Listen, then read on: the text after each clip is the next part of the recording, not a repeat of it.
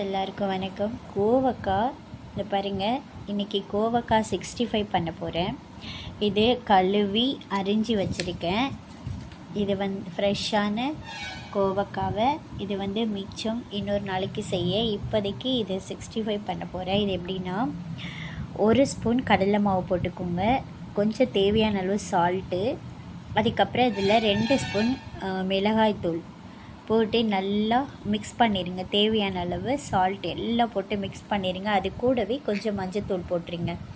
போட்டு இப்படி மிக்ஸ் பண்ணி நம்ம வச்சிடணும். வச்சிட்டோன்னா அதை கொஞ்சம் நேரம் ஊறிடும். இப்போ எப்படி நம்ம மீனெல்லாம் மசாலா போட்டு வச்சிடறோம் 10 நிமிஷம், அந்த மாதிரி இதையும் 10 நிமிஷம் அப்படியே ஊற வச்சிடணும் மசாலா போட்டு. அதுக்கப்புறம் 10 நிமிஷம் கழித்து நம்ம இதை வறுத்தோன்னா மொறுமொறுன்னு ரொம்ப டேஸ்டியாக இருக்கும்.